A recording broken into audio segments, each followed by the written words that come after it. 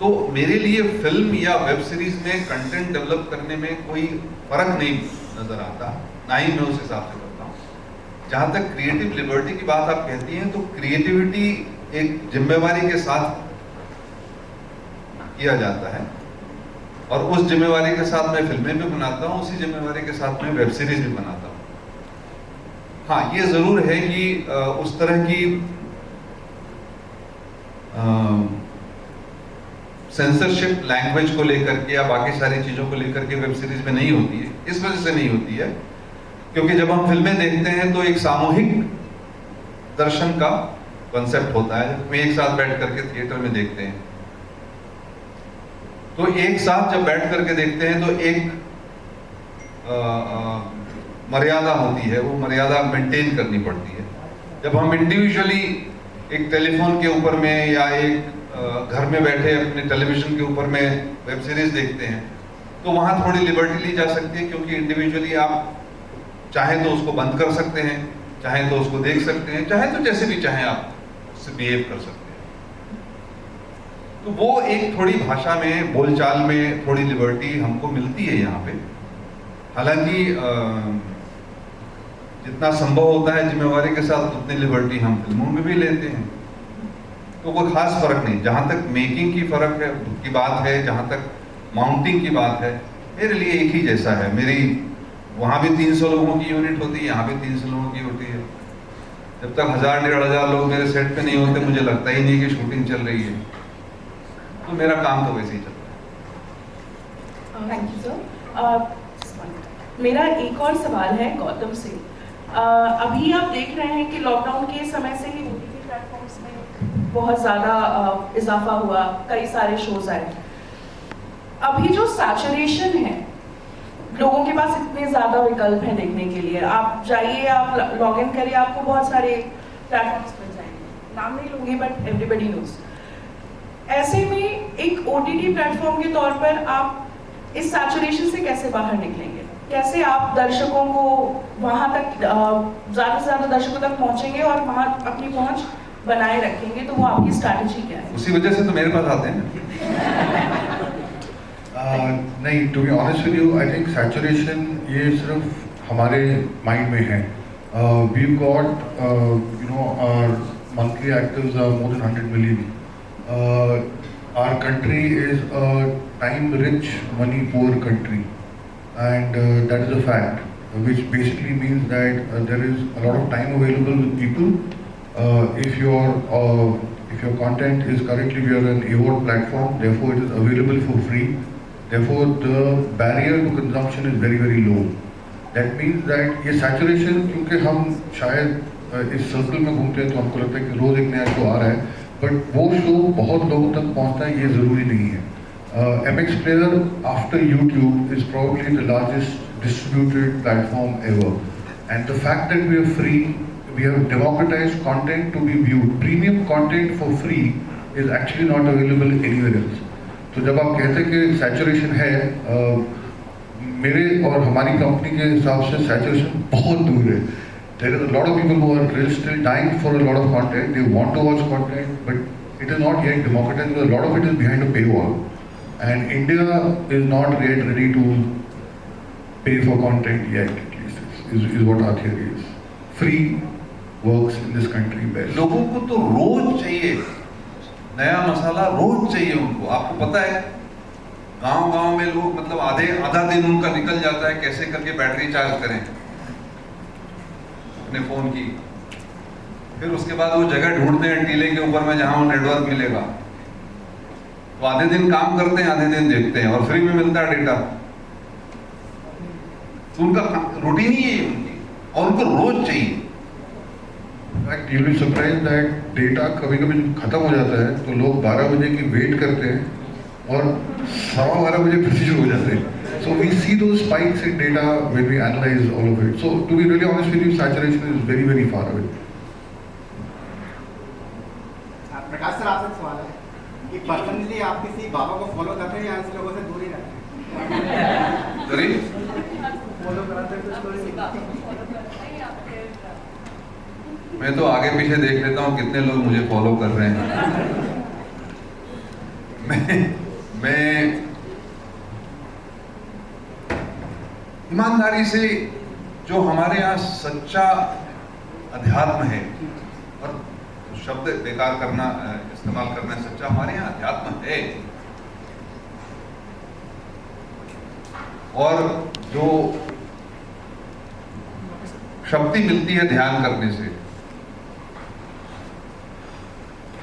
और जो सच्चे गुरु हैं, जो किसी आडंबर में, किसी दिखावे में कहीं नहीं रहते, हम अपना ढूंढ रहे हैं, अपनी खोज में लगे हुए हैं, जिनके पास आप बैठो, आपको बात करने की जरूरत नहीं है, आप बैठो तो वहीं आपको मिलना शुरू हो जाता है। तो मेरी वाकफियत ऐसे लोगों से है, ऐसे जगहों से है, ऐसे स्थान से है। मैं जाता हूं जिनके नाम मैं नहीं ले सकता, क्योंकि उनका नाम है भी नहीं, वो चाहते भी नहीं, लेकिन इसकी आड़ में जो दुकानदारी चला रहे हैं, अभी आजकल कुछ वायरल हो रहा है ना, एक बाबा कह रहे हैं हमारे पैर को अच्छा पहली बार रहते और एक बार सिर लगाओ, नहीं और एक बार सिर लगाओ, तो ये है हमारे यहाँ, और इसको प्रश्रय जो है हम देते हैं। आम आदमी जो है इनमें विश्वास रख के, क्योंकि हम भी चाहते हैं जल्दी से हमको कुछ मिल जाए, हम मेहनत करना चाहते नहीं, हम सब इसमें लगे हुए हैं कि अच्छा जाएं और कुछ एक बार माथा टिका दें बेलपत्र में हनी लगा करके, और शिवलिंग को टिका दें, बेटा तो मेरा पास कर ही जाएगा। तो हम ऐसा चाहते हैं, इसकी वजह से ऐसी लोगों की दुकान चलती है ना। तो जैसा आपका प्रश्न था, मैं जरूर खोज में हमेशा लगा रहता हूं, लेकिन मेरी खोज ऐसी जगह पे है जहां चीजें निराकार है। Sir, Shilpi from Zee media, जब आपने आश्रम 3 की शूटिंग की थी तो फिल्म के सेट पर काफ़ी तोड़फोड़ हुई थी, उस दौरान पुलिस को भी आना पड़ा था, तो इसके एक्सपीरियंस के बारे में आप क्या कहेंगे? देखिए, ऐसा है, एक दिन अचानक बिना किसी संवाद के 50-60 लोग चले आए। सेट पे तो नहीं आ पाए थे, वो जहां गाड़ियां वाड़ियां लगी हुई थी वहां आए थे, अपना कुछ कर्तव्य दिखाया, कुछ नारेबाजी की, और हमने उनको रोकने की कोशिश की, उनसे संवाद करने की कोशिश की, अपने लोगों को रोका, क्योंकि हमारे लोग भी बहुत उत्तेजित हो गए थे, यूनिट के लोग थे, परेशान थे। 1 घंटे तक चला। 1 घंटे के अंदर में फिर लोकल पुलिस प्रशासन और व्यवस्था और लोग, वहाँ के भोपाल के बहुत सारे गणमान्य लोग, सब सारे के सारे पहुंच गए। जब मामला खत्म हो गया, उस 1 घंटे के बाद में हमारा काम वापस शुरू हुआ, और फिर कभी कोई बाधा नहीं रही। देखिए, नकारात्मकता जब भी किसी ऐसे विषय को लेकर के जो कि सामूहिक रूप से चर्चा के या बात करने के विषय होते हैं, जब मैंने राजनीति बनाई, जब गंगा जल बनाई, जब आरक्षण बनाई, जब सत्याग्रह बनाया, तब भी होती थी ऐसी चीजें। मैं हमेशा ये सोचता हूं कि हर एक नकारात्मक विचार के सामने हजारों हजार सकारात्मक विचार हैं, इसलिए उसकी चिंता नहीं करनी चाहिए। और ये सत्य है, सत्य को लेकर के नेगोशिएट करके आदमी चलता है, और वो भी ऐसा ही हुआ, इसमें कोई ऐसी बड़ी बात नहीं हुई। मैंने कभी किसी से कोई शिकायत नहीं की, क्योंकि ऐसी चीजें आती हैं और जाती हैं, जैसे कि कभी आपको बुखार आता है और उतर जाता है, साधारण सी बात। ईशा मैम, आपके लिए एक सवाल है। बॉबी देओल के साथ आपका स्क्रीन प्रेजेंस बहुत ही कमाल का रहा, ट्रेलर में जो देखने को मिला है अब तक, तो उसके बारे में आप क्या कहेंगे? शूटिंग के साथ एक्सपीरियंस कैसा रहा बॉबी सर के साथ आपका? इसके पहले ये जवाब है, मैं आपको सत्य बता दूं कि पहले 2 एपिसोड में भी 2 चैप्टर जो हमारे हैं, उन 2 चैप्टरों में ये थी, ये कहती है कि नहीं थी, पैसे की वजह से नहीं आई, लेकिन हॉवर कर रही थी, अदृश्य रूप से ये थी। जब नेगोशिएशन पक्की हो गई तो तीसरे में उतर आई, और आते ही इन्होंने बॉबी देओल के अंदर का भगवान निकालना शुरू किया।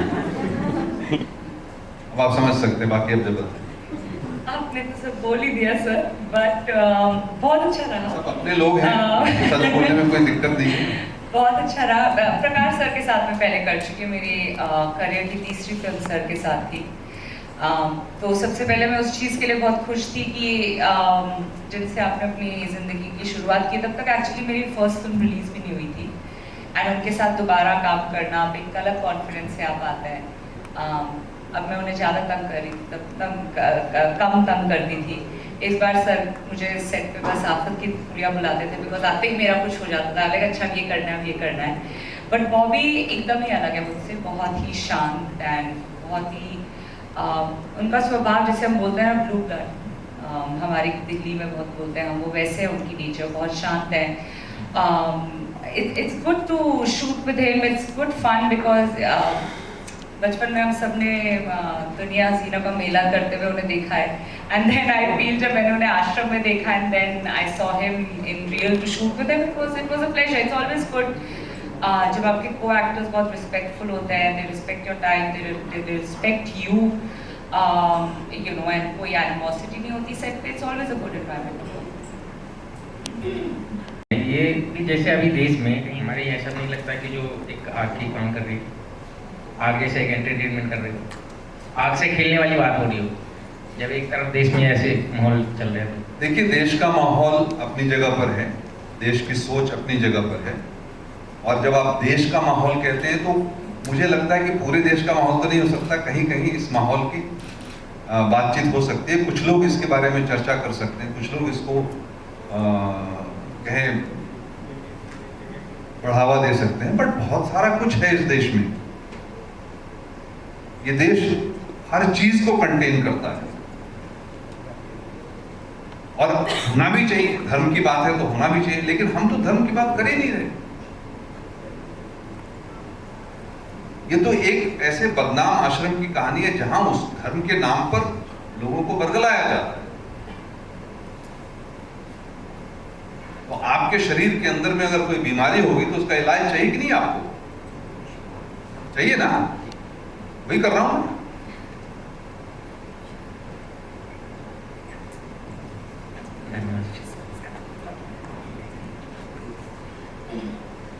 हेलो सर, मेरा नाम रेनू है, और सबसे पहले तो मैं आपको थैंक यू बोलना चाहूँगी।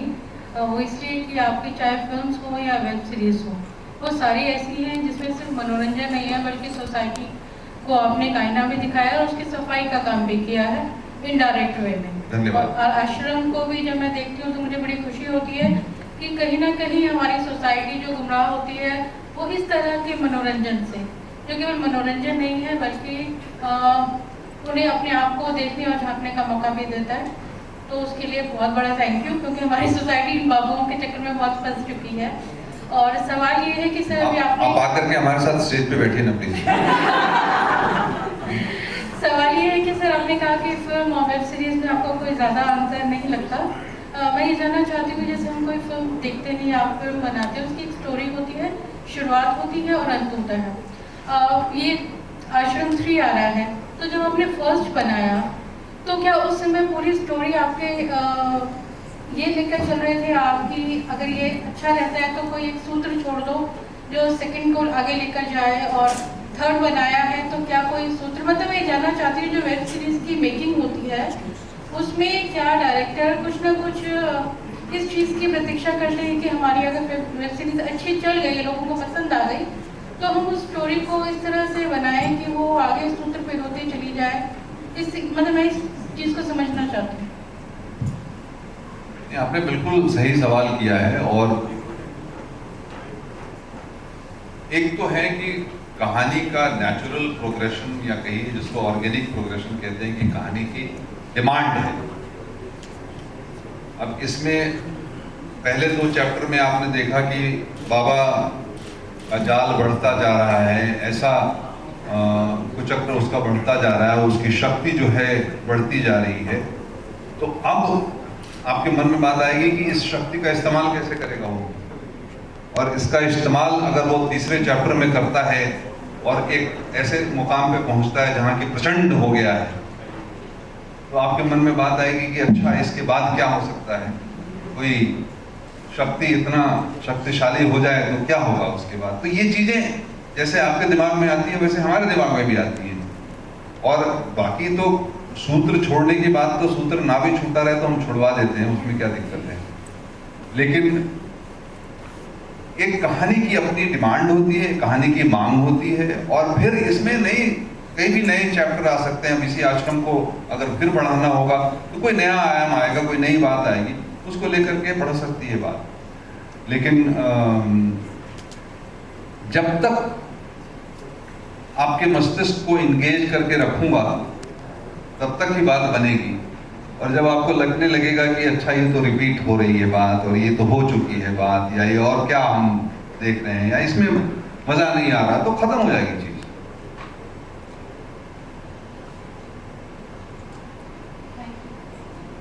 One last question. अब और कितने सवाल? एक लास्ट क्वेश्चन। एक क्वेश्चन पूछना होगी प्रकाश जी से। जैसे अभी बात हुई हिंदुत्व की, बट मैं यहाँ पे हिंदी की बात करना। हमारे देश में लगभग सब जगह बोली जाती है और समझी जाती है, और एक आम मलयालम हो, गुजराती हो, जितनी भी भाषाएं हमारे यहाँ हैं,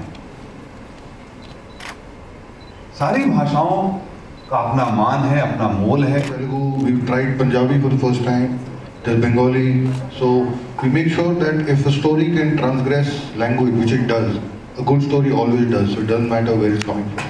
So I also wanted to ask Gautam, is Ashram the biggest show on MX Player right now, because you were sharing numbers? So is it the biggest show on MX currently? Yes, it is. It is definitely the biggest show in terms of, because it's the third season. A lot of shows have come to the second season. But the numbers that Ashram has probably achieved, I don't think it's only MX. I would err on the side of caution, but I would really say that it would probably be one of the most watched shows on the planet. 1.6 billion views, 160 million unique viewers. That's 16 crore people. It's not small. They don't exist even on OTT platforms, to be honest with you. If you put all the OTT platforms together, they would have 160 million viewers on one show. And I think that's the beauty of it, right? 50 million views in less than 17 hours. It doesn't happen in YouTube either. 155 million active. Yes. I mean, it's the distribution of the platform. So the sampling of this is... एक IPL जो है ना, उसकी active viewership जो है वो 8 million की होती है। 2 IPL मिला दे तो उतना एक आश्रम है। इसीलिए मेरी लड़ाई चल रही है इनके साथ, क्योंकि IPL का पूरा सीजन खरीदने के लिए 5,000 करोड़ दिए थे, और मुझे MX ने सिर्फ 4,000 करोड़ दिए हैं। ये हमारी लड़ाई चल रही है इनके साथ। 1,000 करोड़ और मिल जाए तो ईशा का पैसा दे दे पूरा। Sir, thank you so much. Gautam, sir, I have Aditi. no question, Prakash sir. Actually, Can we- just one thing, Isha for her something. Yeah, Can you just relieve Isha from her? You have a